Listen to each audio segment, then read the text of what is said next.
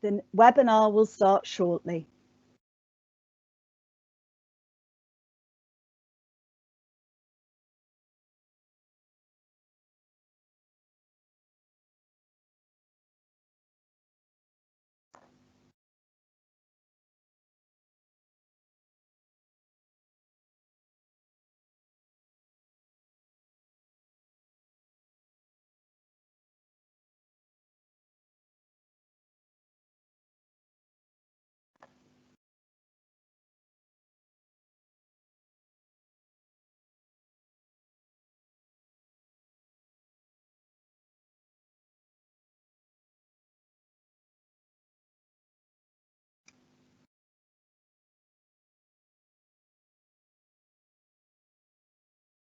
Good afternoon from the UK, and good morning, good afternoon, and good evening to you wherever you are around the world.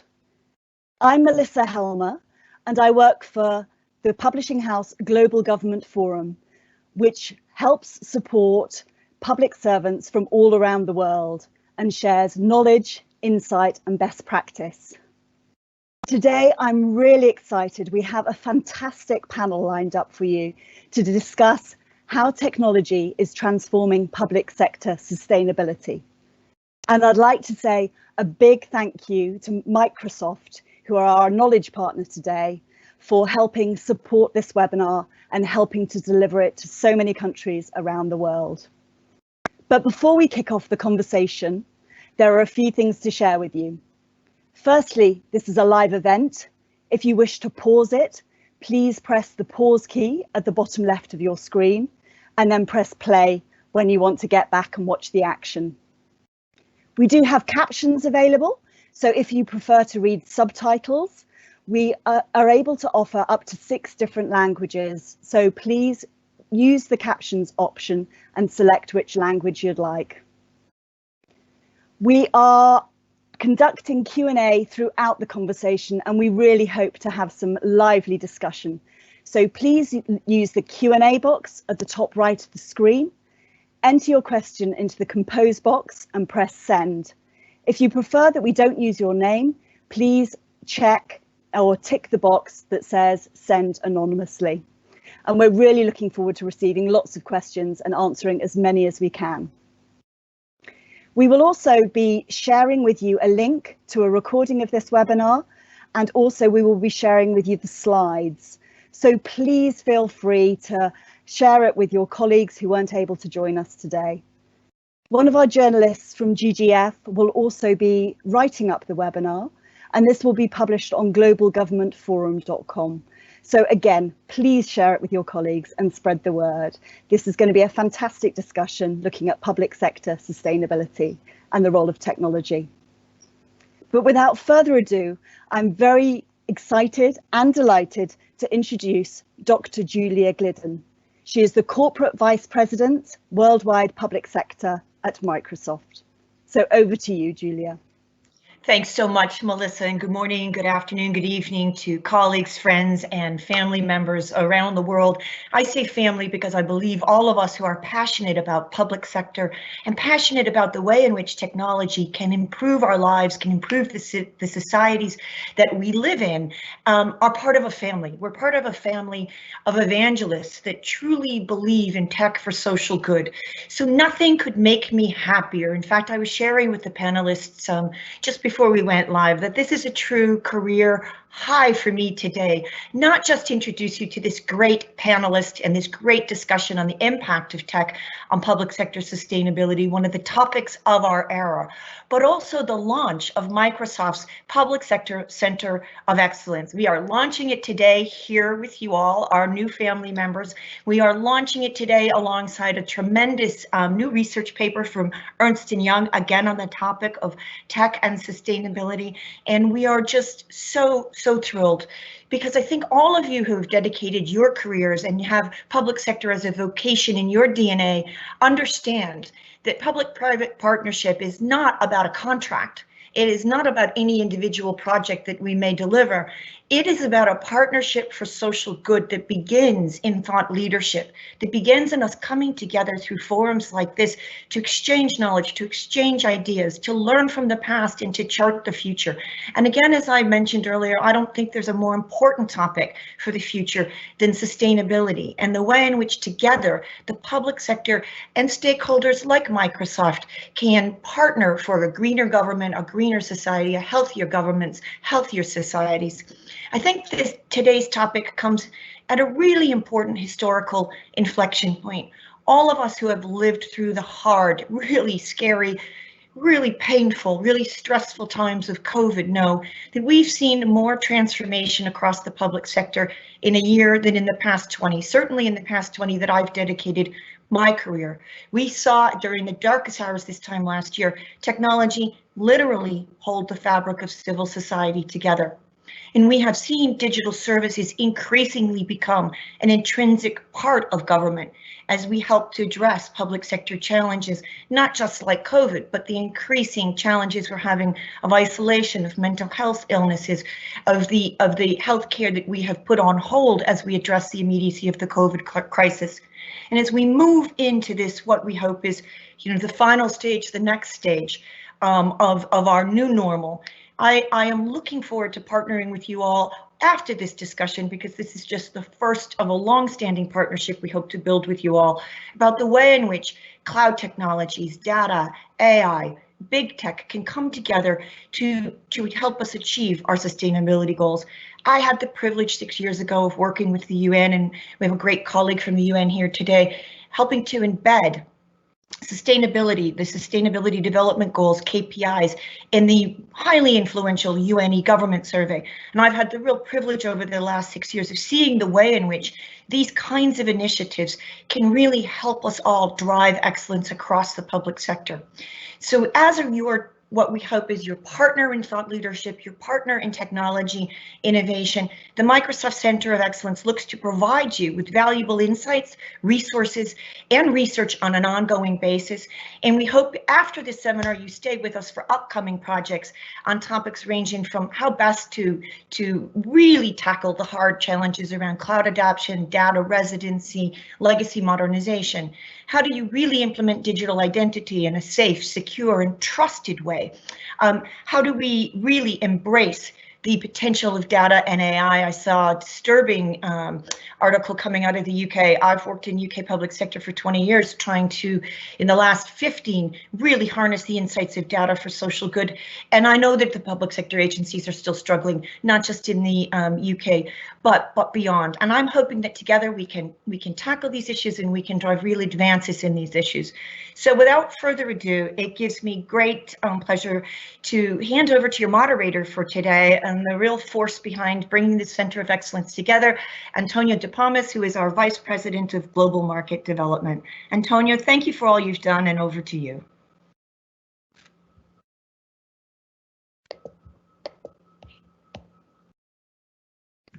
Thank you, Julia, and thank you, Melissa. Hi, everyone. Morning, afternoon, evening. Pleasure to be here. Let me first just echo what Julia said about, and add another big, bold like to this incredibly important milestone for us with the launch of the Public Sector Future Initiative, our Center of Expertise for Public Sector, which is, the place where actually we hope public sector leaders can share and access expertise and knowledge and accelerate the digital transformation. So I think it's coming at the right time. Is definitely, nothing is more important for us at this point than, launching this initiative. So very, very excited. Now, switching to the webinar today, I think the intent is really to try to focus and double click on one of the most powerful manifestation of digital transformation in public sector, which is definitely sustainability.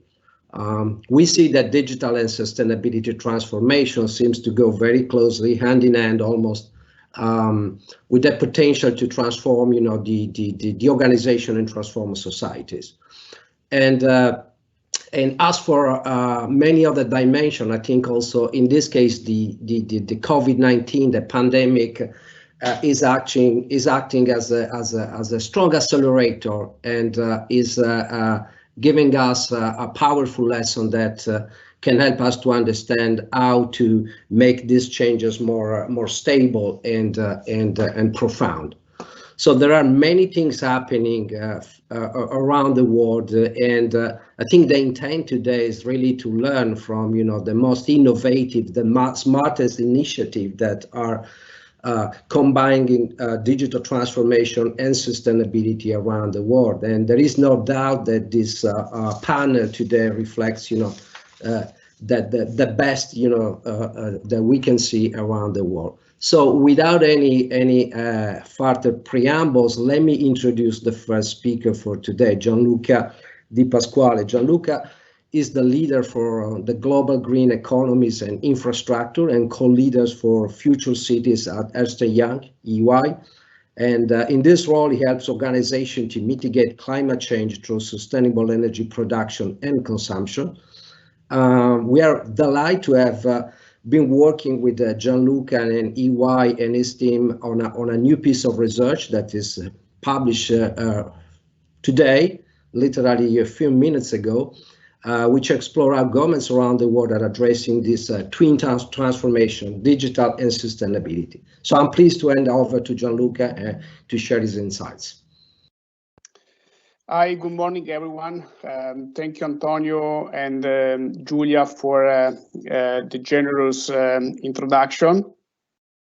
We can move to the next slide, please.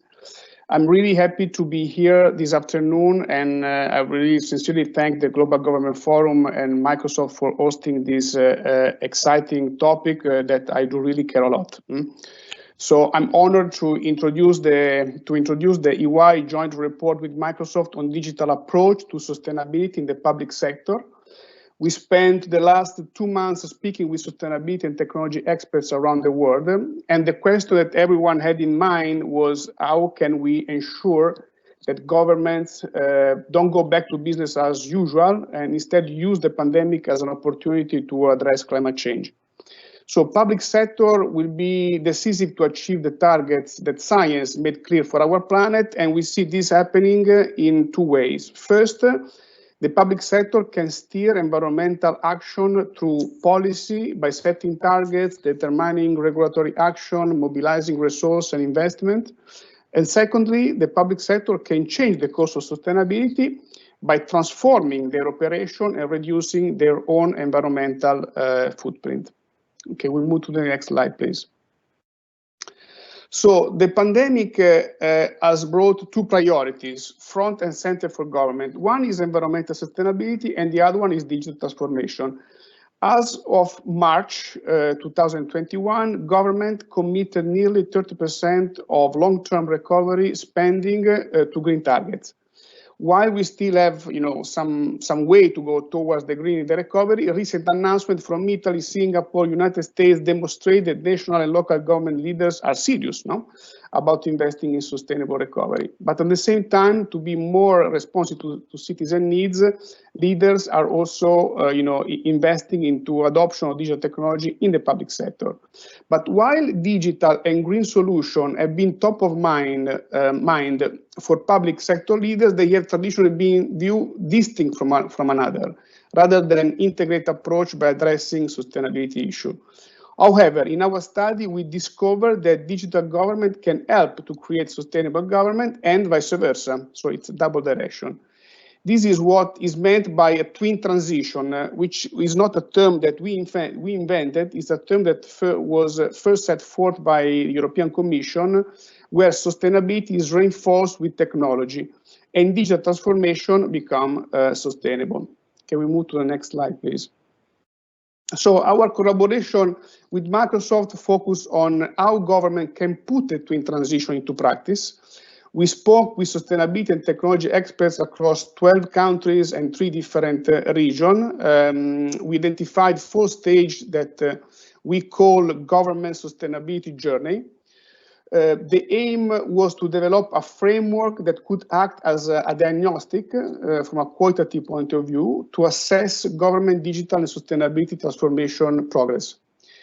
If we could do a kind of global census and where to represent the overall maturity level to date, we would probably have to use a pyramid, meaning that we would go from many situations in which there is a fragmented or in any case a limited approach, where leaders struggle with seeing the benefits of digital approach to sustainability, to other, maybe less few cases in which there is a greater awareness and planning capability from the government side, with more realized and effective transformation approach, where data and technology are used sophisticatedly to build sustainability awareness through society and practices that embed every aspect of the government, from procurement, from public procurement to sector policy. If you can move to the next slide, please. So our conversation with those experts cover best practices in 4 key areas. First, how to build sustainable municipality, cities and region. For example, we found that cities are excelling in investing into individual infrastructure projects such as smart street light for energy consumption purposes. But moving forward, a key will be how to scale these individual projects to link digital approach to maximize effects across domain, for example, in urban planning or infrastructure optimization. The second group of application or best practices, it's about how to reduce government operation own carbon footprints.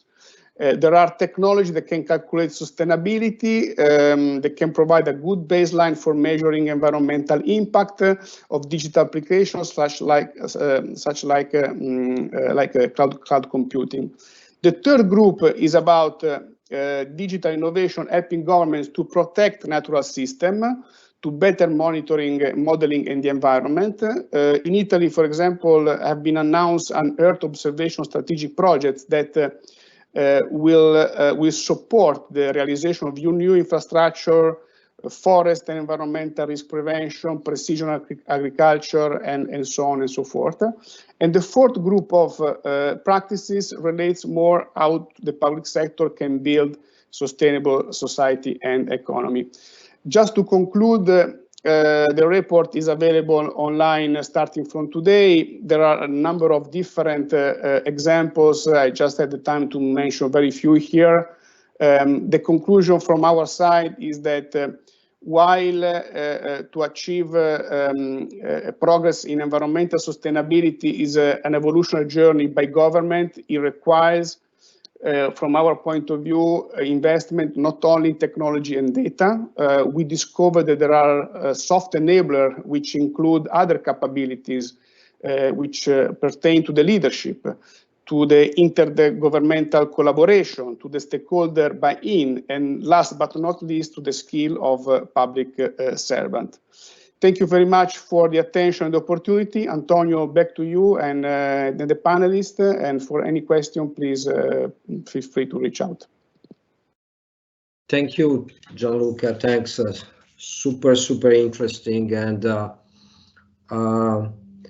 your last point, I think, post-pandemic for the recovery, we should not get short of investments, and definitely this is a good area where to channel and leverage those investments for, a common good and a very impactful, cause that we all recognize. So thanks for that.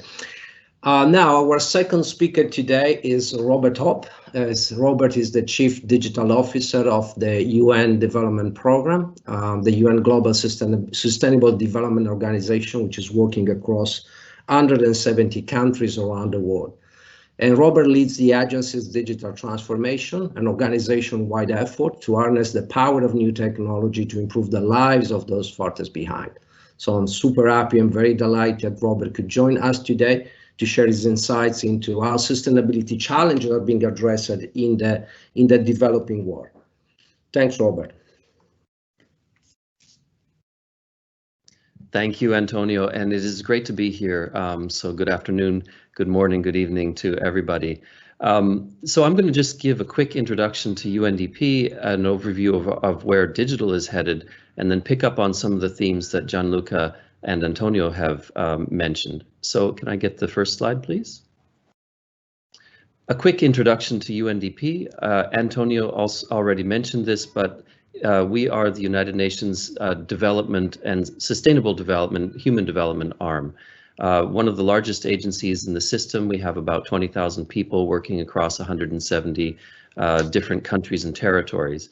And we have thematic focus in many different places, including poverty reduction, governance work, and of course, climate change and energy work. Next slide, please.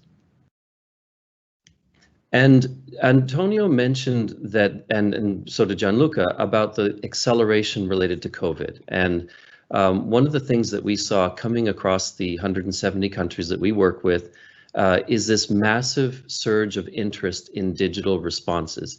A lot of them were focused on digital responses to COVID itself and in the health sector, but also how to support local traders with e-commerce platforms and put government services online. But we also saw an increase in interest in digital overall, including sustainability issues. Next slide, please. But one of the things that we notice, and Gianluca touched on this a little bit as well when he talked about fragmentation, digital work among governments in some cases tends to still be very fragmented. And so you see that there's one ministry that wants to create a database system here, another one that does some digital mapping there, and so on. But how do we bring together that all of those efforts under one more systems focused or whole of society approach to digital transformation?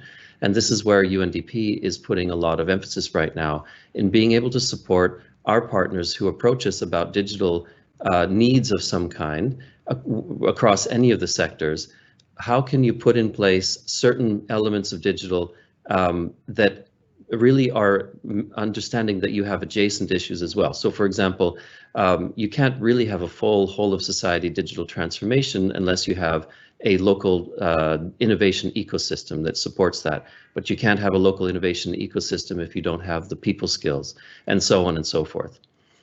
Next slide, please. And this just takes us back to the sustainability issue. So I mentioned that UNDP has a very large climate portfolio. So overall, currently it's about 1,000 projects that are ongoing.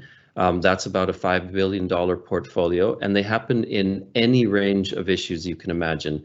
From the smallest sort of working with farmers in the field on conservation techniques, all the way up to supporting governments with their climate promise and commitments to the Paris Accords and so on. Next slide, please. We see that the same thing that I mentioned before, we see this surge of interest in digital responses to sustainability issues. And so we see really interesting applications, for example, of blockchain technology to look at the sustainability of supply chains, being able to trace value for the producers, carbon emissions, and so on. Looking at how we can actually stimulate crowdfunding, crowdsourced for innovation for different kinds of reforestation projects, solar arrays, and how do we use data in the most effective way to allow governments to see what's going on and give them insights into what's happening on the sustainability work that's going on in their own countries. But this is really important to kind of come back to this issue that Gianluca mentioned. We see all of these different kinds of applications, which are great, and we want to support them. But the main message here is that we need to see this in the frame of a broader digital transformation that involves all the different components of society. And as we look at how we do global efforts, we need to understand how we can come together with efforts across different agencies, organizations, governments, and so on. Next slide. And that brings me to my final slide, which is really about an exciting new initiative that has been created called the Coalition for Digital Environmental Sustainability. And this is a group of organizations who have come together. It's UNDP together with the United Nations Environment Program, Future Earth, the German Environment Agency, the International Science Council, and Government of Kenya, as well as some other governments that have said, what we need to do is take a more systemic approach to looking at these interplay of digital and sustainability, because we absolutely agree with what Gianluca is saying about bringing these things together.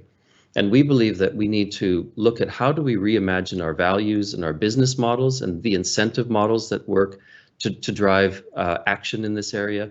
How can we build a sustainable digital infrastructure, including how do we bridge the digital divide, the 3 billion people who are not yet connected to the internet, and that we know we can work to assist them overall, including in sustainability aims if we can bring them together. And lastly, how do we use this space of digital and sustainability to create a common vision for humanity that is values-based around how digital and sustainability interact to actually work together and achieve the Sustainable Development Goals. I'm very happy to answer any questions after, and again, thank you to Microsoft, to the Global Government Forum for having us here. Thank you. Over to you, Antonio. Thank you, Robert. I see you have triggered a lot of interest. I see already some questions in the chat. It's great to see that the interplay between digital and sustainability is also playing a role and a growing role in the emerging countries. And I think that digital divide you mentioned, and perhaps also the skilling, upskilling of government's employees and citizens is going to be one of the the biggest challenges in front of us to make sure that, we can really leverage this enthusiasm and make sure that, we can seize the moment and this particular time in history to make that changes and those qualitative changes that we need. So thanks. Our third speaker today is Dr. Amy Luers. Amy is the global lead for sustainability science at Microsoft. And she has served as executive director of Future Earth and assistant director for climate resilience and information in the Obama administration at the White House. She currently serves also on the boards of several organizations, including the Carnegie Climate Governance Initiative, the National Council for Science and the Environment, and is a member of the United States Council on Foreign Relations. Very much delighted to introduce Dr. Luers to share his insight.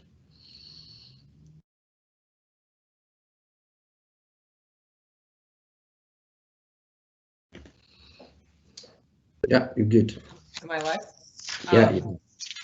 Great, thank you, Antonio, and good morning, good day, everybody. It's wonderful to be here and get a chance to talk with you a bit about what Microsoft is doing on sustainability. Next slide. This work, we're working internally and with partners and customers around the world. I don't have much time, so I'm going to go through this quickly, but happy to answer questions. We've made commitments across carbon, waste, water, and land. We've committed to being carbon negative by 2030, zero waste by 2030, water positive by 2030, and protecting more land than we use by 2025. All of these are super important and interrelated. For the sake of time, I'm going to hone in on the carbon one to give you a little sense of how we're doing this. Next slide, please. So our climate commitment goes beyond committing to being carbon negative by 2030. We're also committed to removing all of the historical emissions that we have emitted since the beginning of our company. And we'll do that by 2050 and invest $1 billion in the Climate Innovation Fund. So I want to go quickly into the action plan, like how are we doing this? And there are four sort of key simple steps. One is reduce emissions to near zero. The second is remove the remainder. The third is share what we learned and invest in innovation. Next slide. So in the context of reduction, the easy part of the reduction, if you will, is actually the reduction for operations. And this is simple because we're really just shifting to renewable energy, and we're on track to be 100% renewable by 2025. Next slide. The harder place to reduce, of course, is in our supply and value chains. We're focused on track to be at least cut our emissions in our supply chains by half in 2030. Next slide.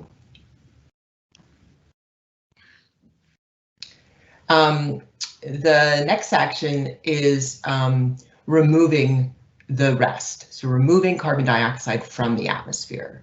We're really invested in this not just because we want to remove carbon dioxide for the remainder emissions of our operations that we can't emit, but that's a small part of it. The real reason why we're investing this in a big way is to try to do this right, to remove the carbon dioxide emissions that we have put in there in the past since our start. And to do that in a big way, we need not only to invest in companies that are doing it in a technological way, but work with scientists and landowners around the world to figure out how we can do this right in nature-based solutions as well. Next slide. And a really key part of this is sharing what we learn. We're doing a lot of research in terms of how can we do this right, and a short answer here is it's actually hard to do really well. And there's a lot of research that has to be done. There's a lot of policy that has to be done, but we're moving forward and sharing what we learn and working with others to get it right. And if so, this past year we released a white paper outlining the learnings from our most recent carbon removal effort, where we actually carried out with the biggest single carbon dioxide removal process or effort that was resulted from a request for proposals, which was a very extensive survey really of the providers out there. So we learned a lot. We're kicking off another process, and we'll build on those learnings. Next slide, please. And finally, the final step is investing in innovation. This is in large part in the context of climate dioxide removal from the atmosphere, but also within the context of all the other sustainability challenges, including our broad ecosystem services as well as equity issues. Thinking about these together and how can we get the price right and the efficiency and scalability of some of these tools. So next slide, please. But our focus is not just to reduce our own impact and become a positive force. What we really are also focused on is empowering our customers and partners around the world to meet their goals. And we do this by, one, working on linking the digital to drive transformations in industries, and also empower our partners to meet their sustainability goals within their current business models. Next slide, please.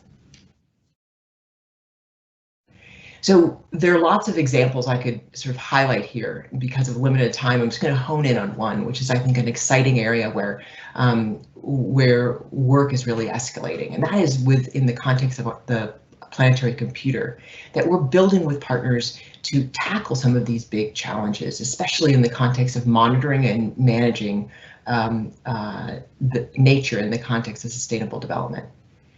We have recently launched the planetary computer with applications looking at ecosystem monitoring forest carbon risks, and using AI to accelerate land cover mapping. And we're doing this with partners around the world. Next slide. One area that's really important, we talked a lot about carbon, but I want to highlight, as I said at the beginning, our work is interrelated. We can't think about carbon without thinking about biodiversity, without thinking about water, especially when it comes to thinking about managing our landscapes. We want to manage our landscapes in an integrated way if we're going to sort of make it through this difficult period and support a thriving environment for people and planet.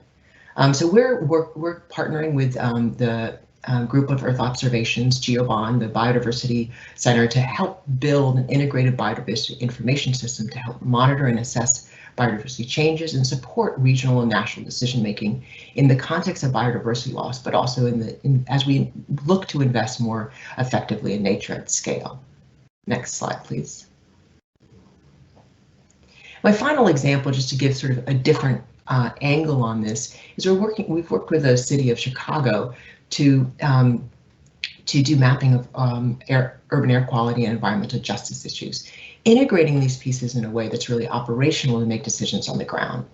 So these are just a couple of high-level examples of how we're working in this area, and I'm really looking forward to the discussion. Thank you. Oh, and if you want to learn more, we put out a sustainability report this past January, and I encourage you to take a look at that, and you'll learn a lot more about what we're doing in this space.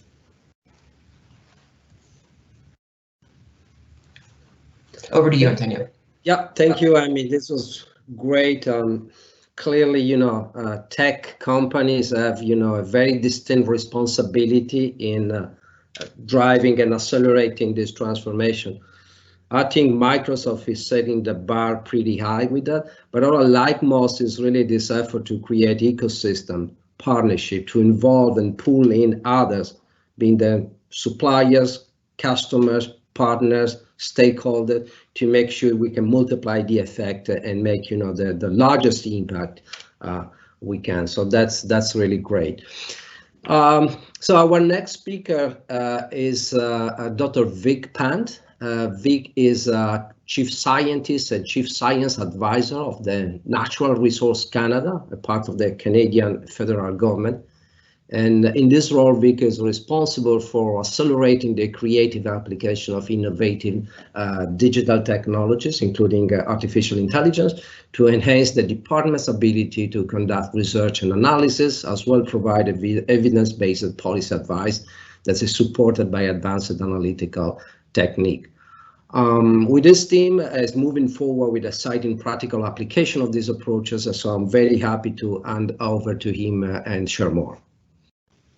Thank you, Antonio. It's my pleasure to be here, and very happy to have heard from colleagues in terms of all of the great initiatives that are undertaken in their organizations, but most importantly, how, as Julia said, we're all a part of a family, and I'm very excited to hear about the new Microsoft Center of Excellence, and I'd like to certainly look at partnerships and collaborations at a deeper level. Right now in our department, we have what's called a digital accelerator, and the digital accelerator, you can think about it like an advanced technology launchpad. And here what we do is we apply innovative technologies, sophisticated technologies, data science, artificial intelligence to move us forward on our priorities and plans, to help us move forward on our mission and mandate. And what we do is that not only do we build pilots and prototypes and proof of concepts that are technology centric, but we also explore and experiment with innovative models of collaboration and partnership with industry leaders, with thought leaders, with organizations such as Microsoft. And that's what I'm going to talk about. Next slide, please. So one of the things that we have done with Microsoft is to really move beyond the traditional software technology procurement model in government, where you can think about it as software for dollars. That's great, that works, that's worked for decades, but really what we now need to do to move the accomplishments and achievements to the next level collectively is to think about other ways of partnering. So how can we pool resources? How can we share knowledge? How can we, in a responsible and ethical way, open our data sets to each other? Because after all, as you saw today, Microsoft has a number of shared goals that are very congruent with the types of goals that we have on joint areas of interest, such as net zero, such as fighting climate change, such as greenhouse gas reduction, and these types of areas, nature-based solutions. So when we have these kinds of aligning objectives and we have lots of complementary and synergetic resources and assets that we can share with each other, that's really what we have done in forming a very operational partnership with Microsoft. And this is why we enjoy a highest level support for this partnership, both from within my department and also from Microsoft. Next slide, please.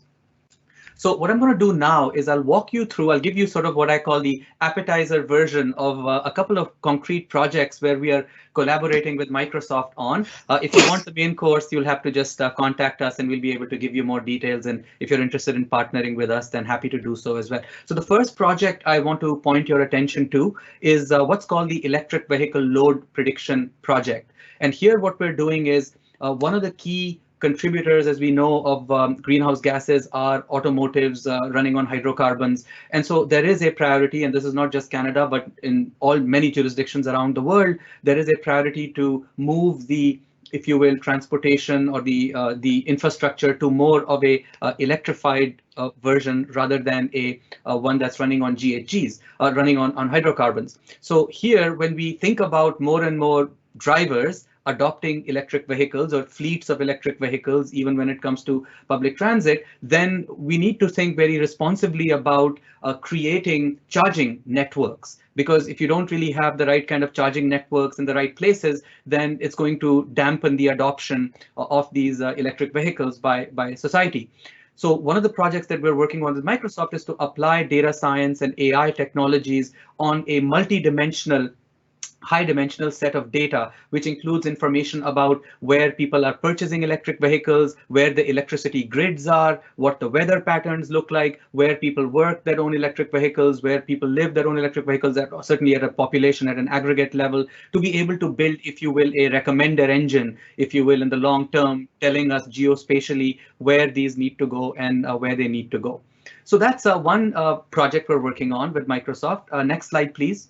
Another project we are working on with Microsoft is what's called the Energy Star Detective Project. And here we're using artificial intelligence, computer vision, as well as natural language processing, fuzzy searching to go out and look on the public internet and try to detect misuse or abuse of the Energy Star logo. So the Energy Star logo gives peace of mind to buyers that when they're buying an appliance or they're buying some kind of an instrument for use, that actually is energy efficient. But in fact, it's quite, it happens where people misuse and abuse the program, where they put logos on items that are not Energy Star certified, or they use logos in distorted ways to sort of create misunderstandings for consumers. So doing this kind of investigation on the public internet by humans manually is certainly a very, very complex and a very onerous undertaking. Using artificial intelligence as a way to triage or to pre-filter or to pre-screen instances where the AI suspects that there is misuse or abuse,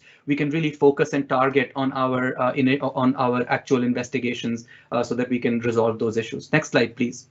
Another one I'm going to talk about is responsible mining, or what we call mining risk mitigation. So we want to make sure that when there are mines, that there is a proper inventory, there is a proper catalog of mining structures such as rock piles or tailings ponds or emissions ponds. Some mines are active, other mines are abandoned, other mines are orphaned. And so we want to just make sure that there is a proper catalog and a proper inventory of where these mines are and what these risk creating structures are that need to be mitigated. And so using satellite imagery, using machine vision, using different types of other techniques, we want to be able to build a geospatial map of where it is that these entities of interest lie, so that then our surveyors and our mining experts can go out and start doing proper studies and assessments and take remediation, make proposals for remediation. So here also working very closely with Microsoft on this initiative. Next slide, please. So the idea here that I want to stress is that by themselves, each of these are very high potential projects. But really what's interesting here is not just that we're using advanced technology to approach these problems, but in fact that we're taking new types of partnership models with an organization such as Microsoft that has such a similar orientation and intentionality vis-a-vis the notion of sustainability, and especially in the public sector context, that we're very, very happy to partner with Microsoft. So these are our contact coordinates. Please take a look if you want to know more about these projects or any other projects and you'd like to partner with us and Microsoft. Please send us a note and we're happy to have a discussion with you. Thank you, and Antonio, back to you. Thank you, Vic. Thanks. This was great. I mean, I love these new ways of partnering, and I guess it's spot on, because really behind the reason why we really wanted to launch this public sector center of expertise is partnering, is sharing, is finding new ways of working together to maximize and multiply the impact. So that's really great. To the audience, please don't forget to put your question in the Q&A chat for the next session, the second part of the webinar. And so here we go with our last panelist today, Dr. Karen Rice. Dr. Rice serves as the chair of the School of Social Work and director of the Doctor of Social Work program at Millersville University in Pennsylvania. At Millersville, Dr. Rice has been playing a leading role in interesting and super fascinating initiatives to increase the sustainability of the university's operations, accelerate impact through bringing students and the community into this approach. So I'm delighted to introduce Dr. Rice to share more.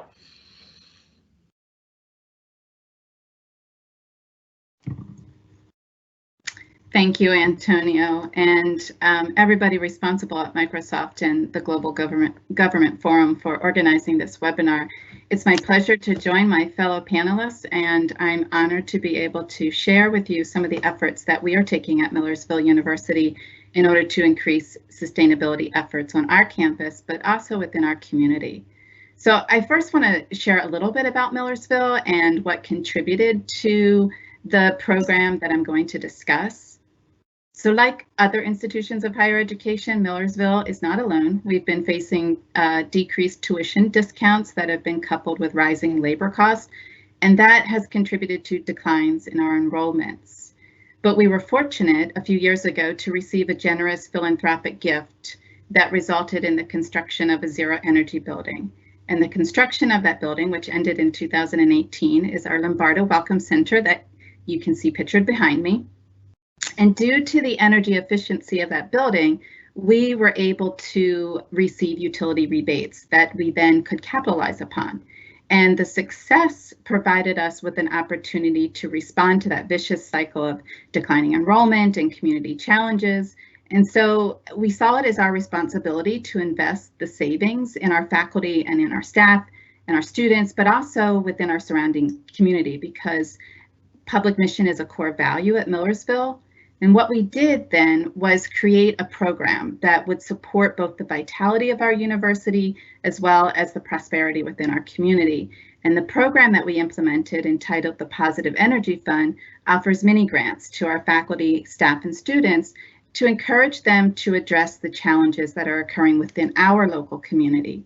And these mini grants act as a tool to empower our community to consider local solutions to the larger global issues such as hunger and poverty, lack of access to quality education, and even climate change. And we were very deliberate in how we decided to define the global issues, and we used the United Nations Sustainable Development Goals as our framework. And this blueprint allowed us to identify the challenges in our community, but also allowed Millersville to be a part in advancing global sustainability, because we aligned both our curricular and our co-curricular activities with the global goals. So for example, at the Lombardo Welcome Center, within our library, we have within our lobby, we have an interactive dashboard that showcases our academic programs, and it allows students, prospective students, to see the various ways in which the academic programs align with the goals. But we also offer various trainings and workshops that raise awareness about the goals, and it provides knowledge, but more importantly, it gives our attendees skills on what they can do to affect positive change around one or more of the global goals within their spheres of influence. And then the mini grants that are offered through the Positive Energy Fund provide startup funding to pilot community-based projects as potential solutions to the challenges that we're experiencing within our community. And it allows our grant recipients to see themselves as part of the solution to these larger challenges. It also provides our community, both at Millersville, but also in our surrounding area, this common language. And it ensures that we are being more intentional and deliberate in our responses, because we use this framework, the Global Goals framework, and therefore it's challenging our members to be intentional in our solutions to both current and emerging issues. So by focusing on the global goals, what we realize is it's forcing us to think beyond ourselves and to work collaboratively with our community partners to respond to and address the complex social issues. And it also further requires us to consider the interactions between the social and the economic and the environmental forces that are affected, so that we can ensure our local efforts to address the challenges will be sustainable. Because our projects that get implemented are collaborative in nature, we're building capacity and we're kickstarting what we hope to be an ongoing response to the challenges in our own communities, and therefore advance local sustainable development. Some of the examples of the projects that we have funded include holding a green infrastructure workshop that connected our student artists and our engineering students with professionals in the community. And what they did is they transformed a street within our city so that it would enable safe access for pedestrians, cyclists, and motorists.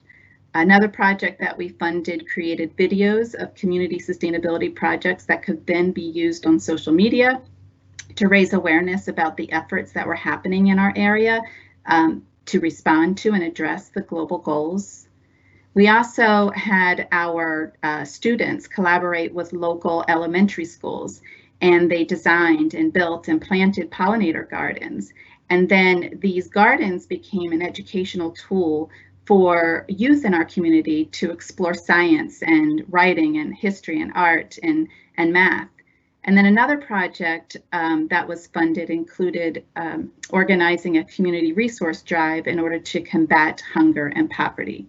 So you can see that these projects are varied and they connect to multiple goals. And we discovered that when we identify community challenges and solutions through this global lens, we provide vision and a sense of hope to what sustainable future might look like.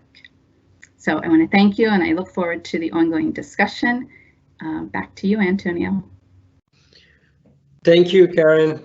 This was great. This is a very creative case of this zero energy building, which includes involvement, inclusion, engagement of an entire community towards the same challenge. So it's really great to learn more about this this case. So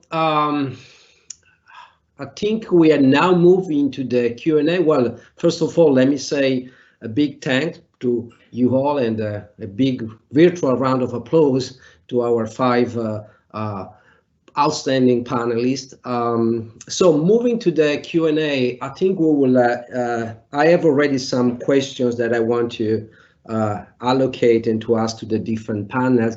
And so we will use the first part of the Q&A session with some, let's say, predefined question, and then we will move to the questions that are coming from the audience. And again, a reminder, post your question in a Q&A session. So I think the first question I have is really for both Vic and Karen. And as you both shared a very practical and powerful, impactful example of work which you have undertaken and complete with your organization. So I think the question would be, what would your advice be, to others who want to increase their impact on sustainability, where they should start, in your experience? Maybe Vic, you can go first, and then Karen. Thank you. Absolutely, Antonio. Happy to take that question. So from my side, I think the first thing is to start out with a very clear understanding of what success looks like. Because as we know, in the topic of sustainability and governance, there are a lot of different interconnected elements, and there are many different objectives which are connected to each other in different ways. So I think we need to take a practical and a pragmatic approach to doing any kind of sustainability project. So in any of the projects which I gave an example in my presentation, there are fairly clear-cut success criteria. This is what success looks like, and not just from a final perspective, but from an interim checkpoint perspective as well.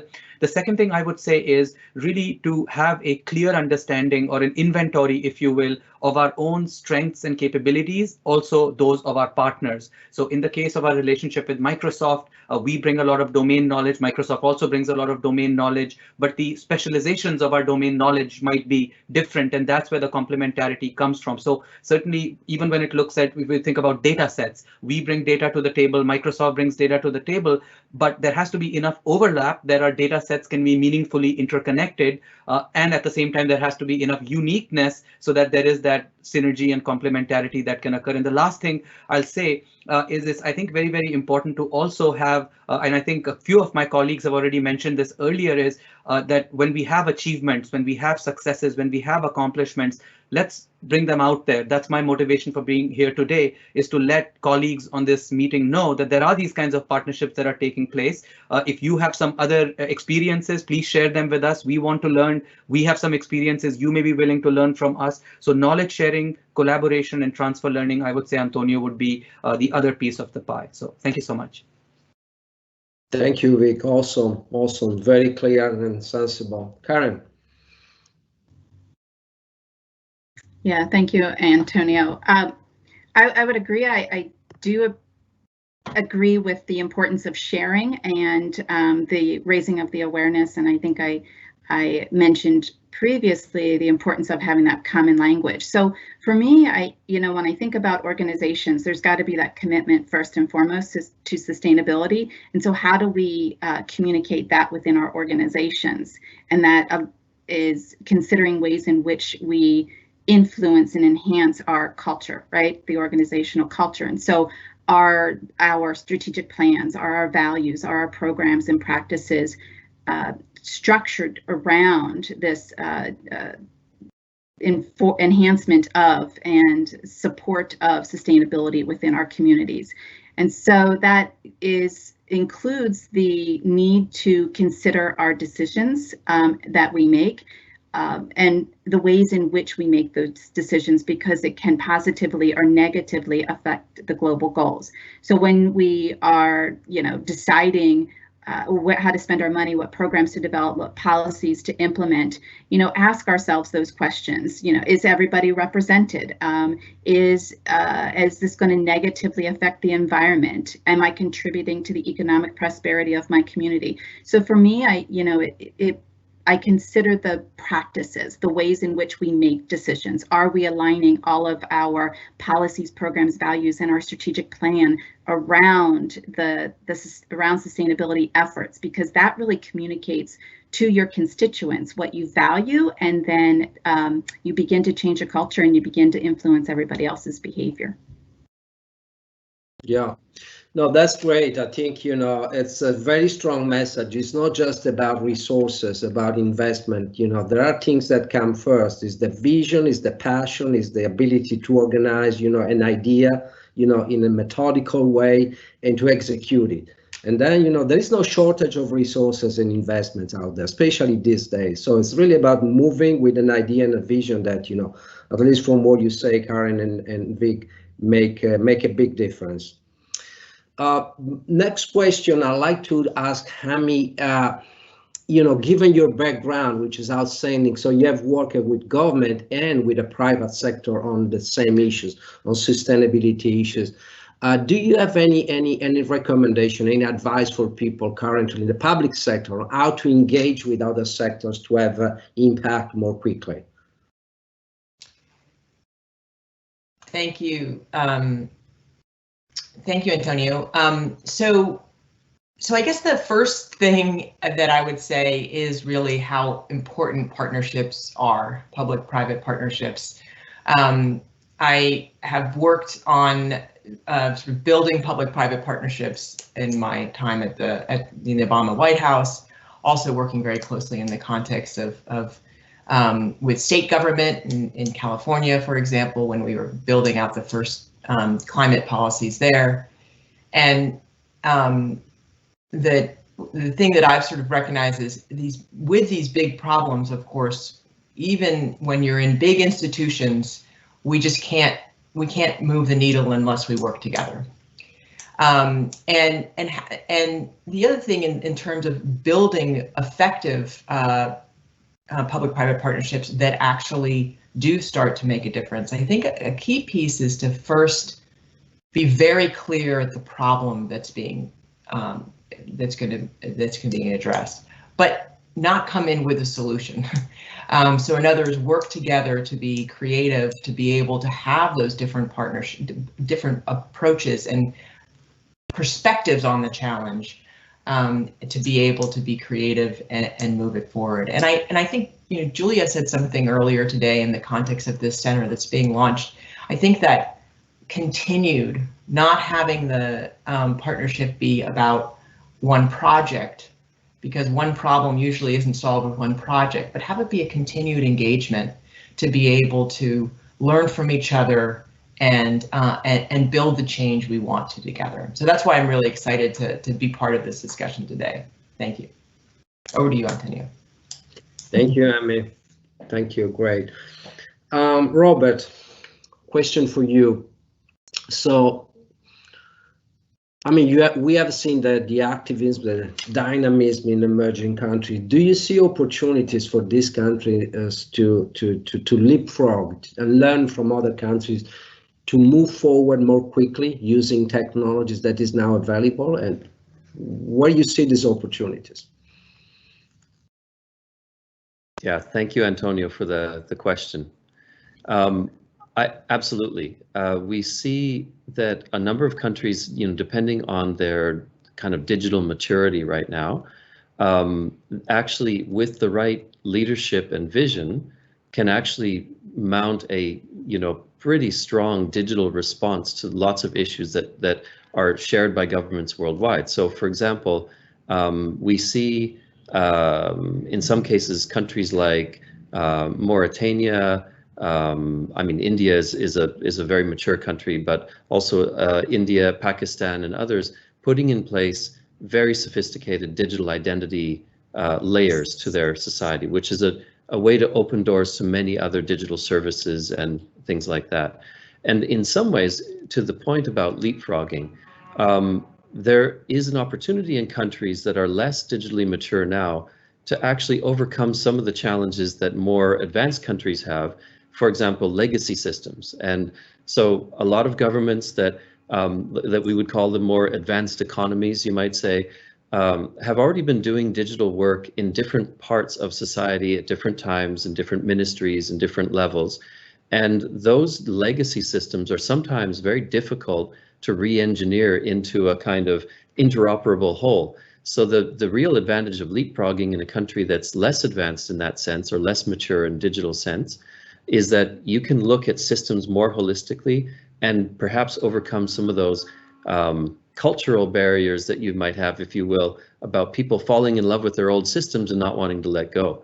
So there's a kind of an element there that we can play with. When it comes to issues related to sustainability, I think this also connects very well, because countries really that are dealing with looking at how they can put in place effective monitoring systems, data monitoring, and so on, again, have this ability to take advantage of tools and platforms that are available now that were not just even a few years ago, and can really look at how they can quickly lift their game in a very cost-effective way with extremely powerful technologies.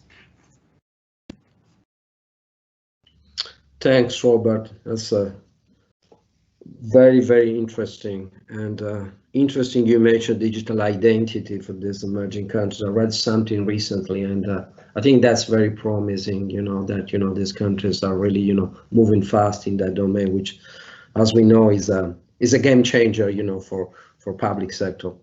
I think we all agree on that. Gianluca, you have this international perspective on this sustainability and digital transformation issues. So what are the areas of the world that are moving faster in adopting digital approaches to sustainability challenges? What is the reason why some countries are, maybe some specific reasons, beyond the usual reasons, why some countries are moving faster than others? And also, have you seen any changes, any differences, in during and post COVID-19? Is this changing a little bit the geopolitics, the geography for digital transformation and sustainability, or not? Yeah, no, Antonio, this is a sensitive question indeed. I mean, of course, here we have the first mover when it comes to integrating the digital approach with environmental sustainability, which is the European Union. The Commission articulated the twin transition as part of the EU Green Deal prior to the pandemic. We are now also seeing Europe creating a policy structure that is necessary to accelerate in the use of green technologies. For example, they recently released a new Green Deal digital transformation framework. If you look at the recovery plan of Europe, which is worth almost 1 trillion, and you look at the evaluation criteria that European Commission is putting to all member states, the plan of member states will be scored against the combination of green, sustainability, and digital. Not to mention some technical solution particularly advanced, such as the Destination Earth, which is basically a digital twin of the planet to monitor and predict climate impacts and crisis management. Beyond Europe, we see countries like South Korea seriously elevating the role of green and digital with a green and digital New Deal. Korea has been at the forefront on this, in general, of the green transition and investment in this area. So, if I have to say, there is a strong correlation between how strong government is pushing on the outcome and how technology is supporting those outcomes. The model that we have designed with our study actually creates a relationship. It is clear there's a relationship between the outcome that government institutions are looking for and how those outcomes are very clear and stated and pursued from a sustainability point of view, and how technology is used to achieve those outcomes. It's not the vice versa. I mean, I've been working in the area of smart cities for a number of years. Technology is not the driver, the purpose is the driver. However, I think it is worth highlighting that the role of cities, which they have really been involved in the front line of leading the sustainability agenda. I agree with Julia that for a while it seemed that they've been lost in a plethora of pilots and small scale projects, but the sustainability trend is coming from cities. I mean, now that we are talking since a couple of years, and especially now, about sustainability in every angle, in every sector and industry, but in the context of cities, this discussion has been going over for at least 10 years. There are organizations that have been working in this field, such as the C40, the ECLAY, which is another organization working on sustainability and cities and connecting those stakeholders. Now, whether the COVID, the pandemic, will create an acceleration, I think is still early to see what would be the result. For sure, it is now or never, because we are in a phase where I agree with you, the level of investment is there. We relax some of the conditions for government in terms of making debts, which is good from one point of view, from one angle. And now is the time where we can explore and at scale this combination. This is my point of view. Yeah, makes sense. It's really, I mean, I think we feel this the importance, of this times for that, and many things happening, and certainly, the role of government, the role of policies driving this investment is going to be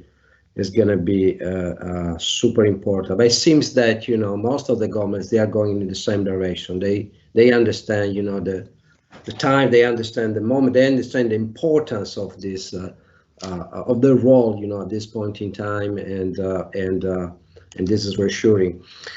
One question now, we move to the question from the audience, because we have many questions coming. So the first one is for Amy, is how do we get other corporations to follow the lead of Microsoft? I like this question. So I think my first reflection is, well, the exciting thing right now is that there is incredible momentum, I think, of people making commitments, people really recognizing we need to not just go incremental, but we need to get to net zero. I think, though, that the challenge is the commitments are easy, the action is still not, it still can be challenging.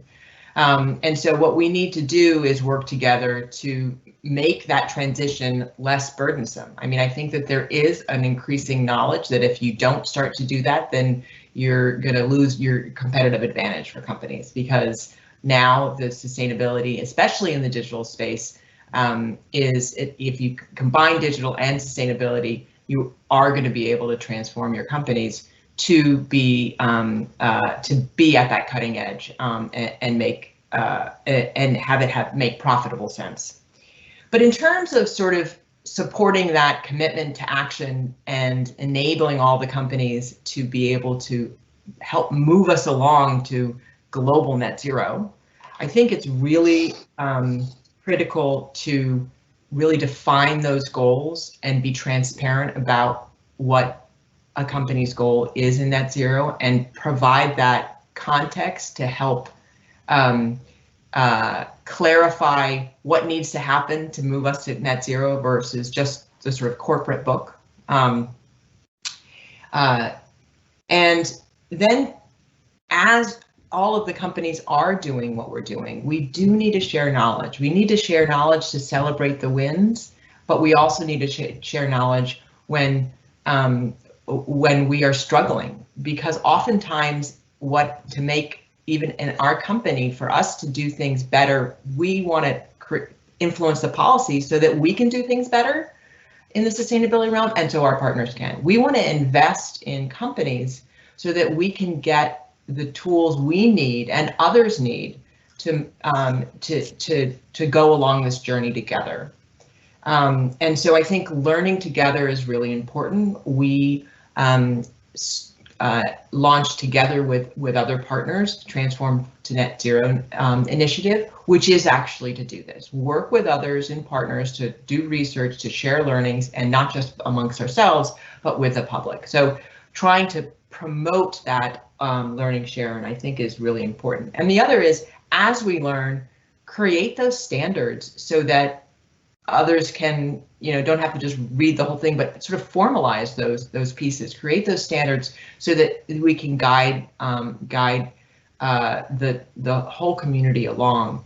And I guess the only other thing I would say is that as we share those processes and so forth, we also recognize that some companies can do more than others. Microsoft is a big company. Some companies are developing, they're in different regions of the world, and we've committed to removing all of emissions since we started, because we can. We're working hard at it, but we're a big company and we have a different sort of responsibility to help move this along. And I think that's another part of this collective effort. We're really all in this together, and we have to move forward with that mindset. Thanks, Amy. That's great. That's great. It's very true. This should be just part of the mindset of a company, should get into the DNA of a company as something that is good for the company, is good for the community, is good for the world. So at the end of the day, it's a totally win-win proposition, but should get into the way a company thinks and the company acts.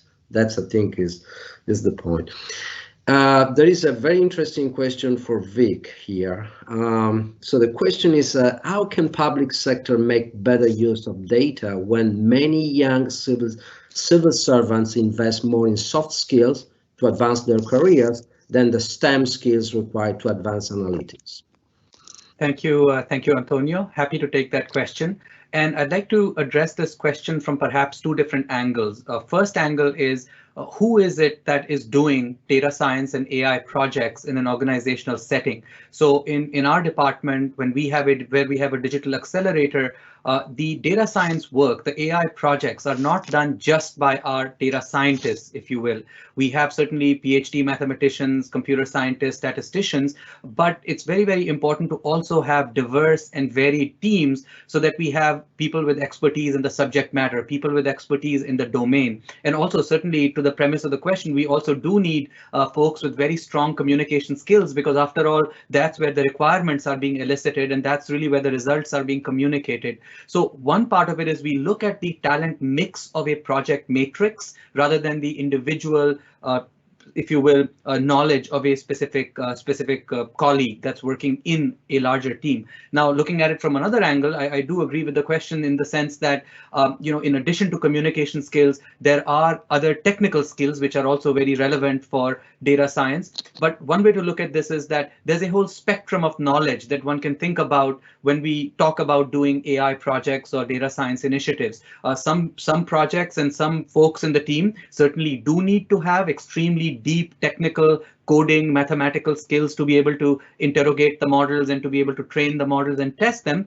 But also overall, though, not everybody needs to have that degree of technical proficiency or sophistication of knowledge in that specific domain. What we also need are people with a, if you will, baseline digital quotient, a baseline digital acumen, so that the team as a whole can communicate within each other and with the external partners in the right way. And to this, I want to also applaud Microsoft, because there is something called the AI Business School that Microsoft had launched. We're using it in our department, so the name is a bit of a misnomer. We should call it the AI Organizational School. But the idea here is there are different levels of learning of AI and data science topics that are offered in a self-paced and an instructor-paced way, that people who have different interests in how much they want to go or how deep they want to go to dive in, do the self-study or do the instructor-led training and build that baseline degree of quotient. For folks that do want to go beyond what that program offers, and the program is quite comprehensive, and if people are starting completely from scratch and they want to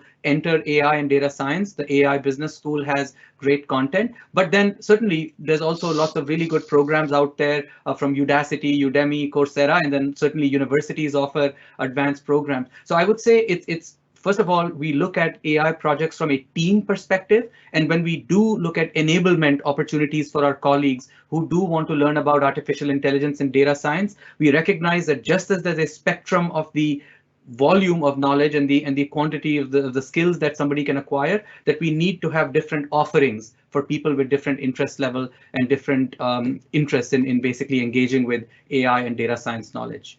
Thank you, Antonio. Back to you. Thank you, Vic. That's a great answer. So the divide between, human science, classic study and tech skills is becoming, tiny these days. It's not that much defined, especially with new, artificial intelligence skills that are so much in need in the marketplace. This is an interesting perspective. Thank you, Robert. One for you. So question is, across your global project portfolio, are you seeing a ceiling in terms of the sustainability that societies can achieve if they neglect digital transformation? Yeah, and that is a great question. I would say, and as we look at where we are now in the point in history, as a global community trying to push towards sustainable development goals, it is hard to imagine how we are going to progress against the SDGs in any, meaningfully strong way without the use of digital transformation. I know that sounds like a strong statement, but the issue here for us is that we see digital not so much as a kind of set of specific tools that can be put toward development, because they certainly are, but it's not just that. Digital is actually shaping the context in which development is happening globally now. It's part of our environment itself, if you will. And countries that are not able to harness the opportunities and mitigate the risks, because there are risks and challenges that come out of digital, But countries who are unsuccessful in doing that will not make as much progress against the SDGs as other countries. So whether it's in terms of human development or sustainability, achieving kind of natural goals or environmental goals rather, it's hard to imagine the kind of acceleration that we need to achieve the SDGs happening at all.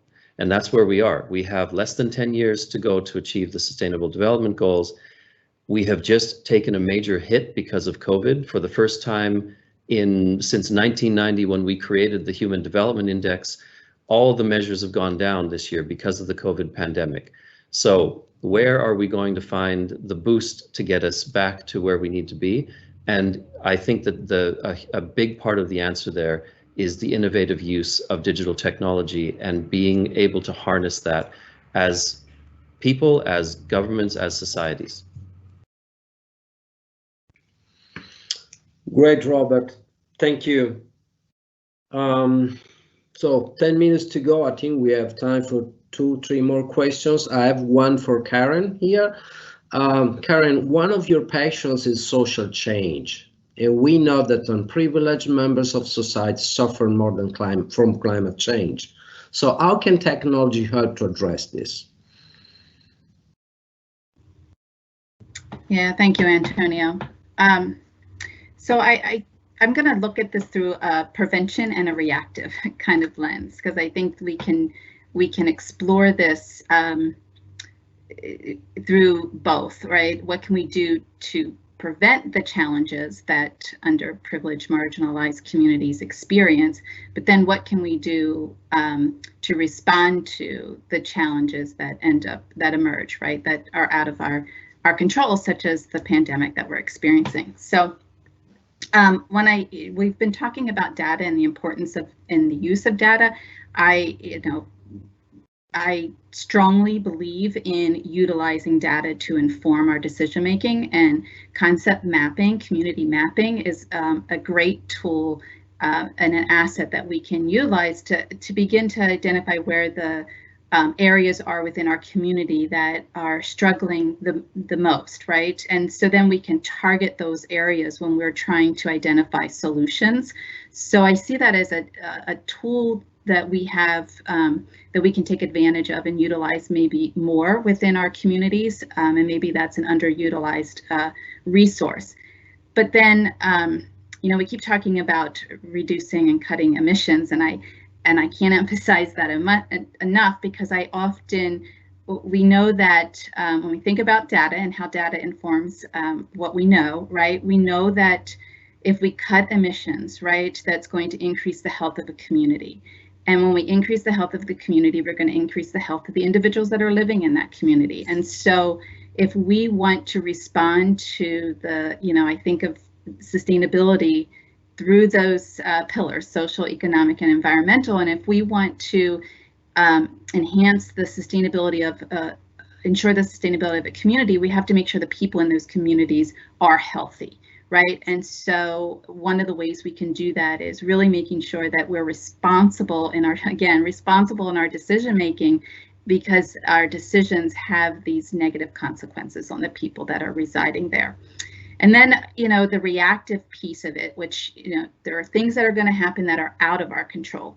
But then again, using our decisions to inform that, like, what can we do to immediately begin to mitigate those challenges, and how can we get resources? And I think technology is a great resource. I had the fortune of I was fortunate enough to be able to work with some colleagues after a hurricane in Puerto Rico, and one of the benefits to being able to respond immediately to the needs of the community members was getting handheld devices into the community, so that they were able to, apps were created so that people were able to identify what their immediate needs were, right? Whether they needed their insulin, or whether they needed food, or whether they had someone who was sick. And so it was a way to communicate when everything else was, the infrastructure was disrupted. So I think there are things that we can do to prevent,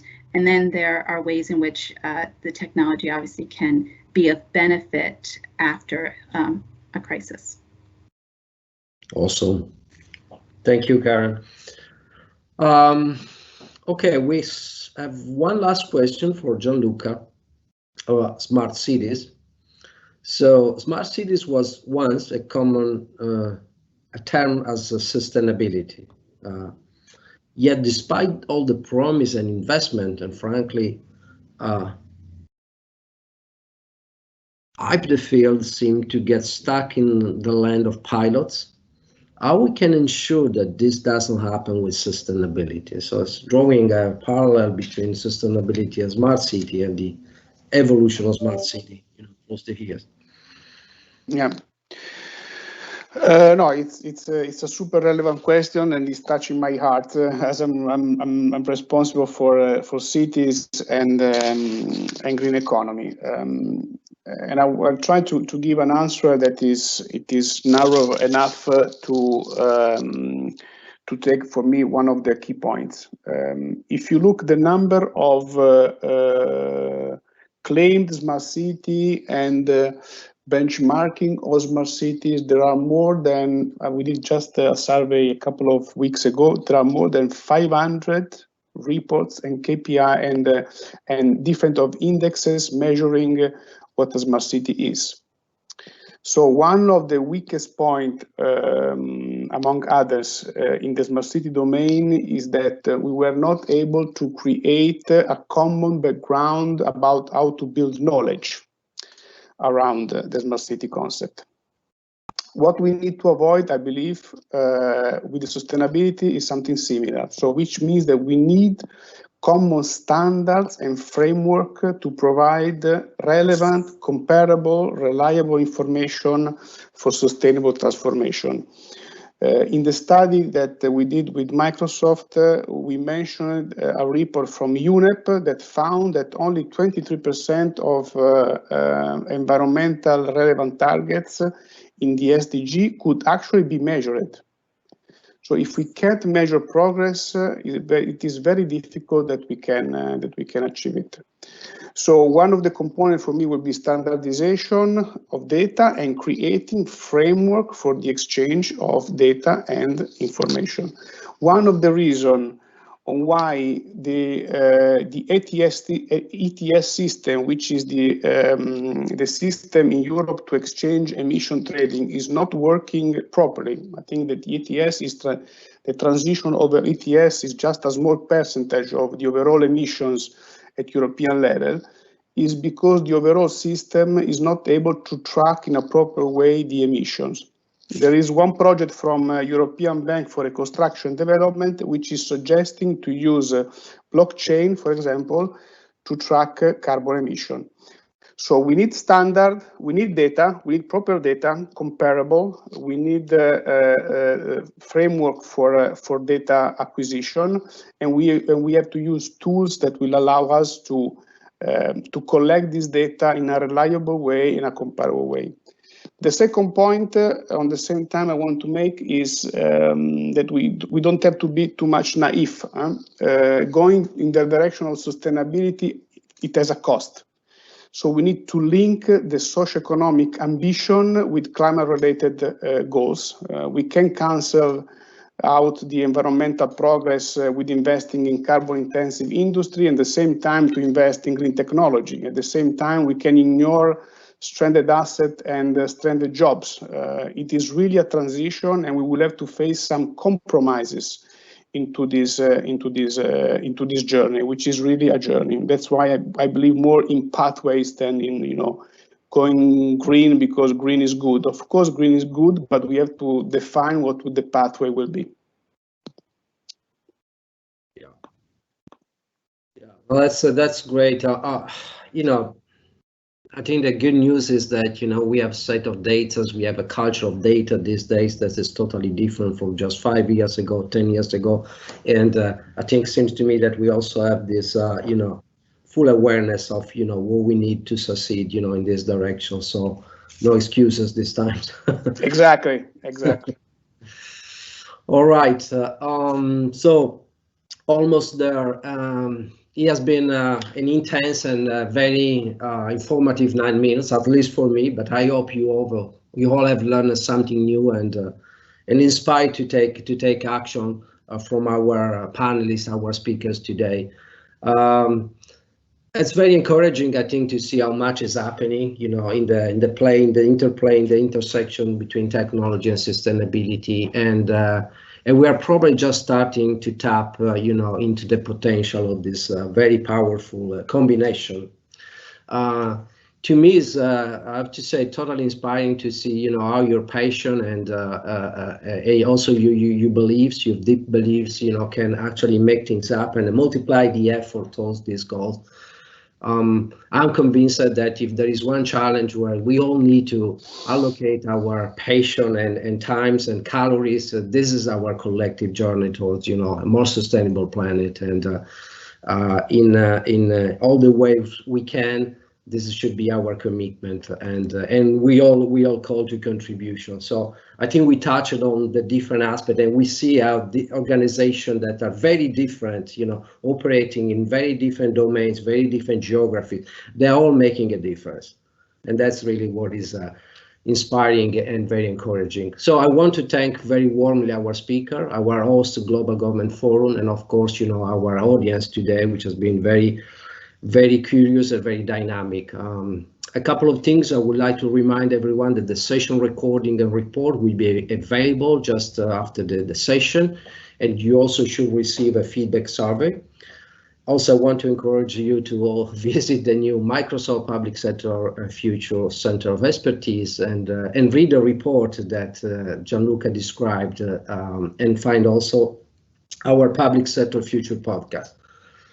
So with that, with Swiss precision, thanks again, and we really hope we can engage soon in another public sector discussion within the Future Public Sector Center of Expertise.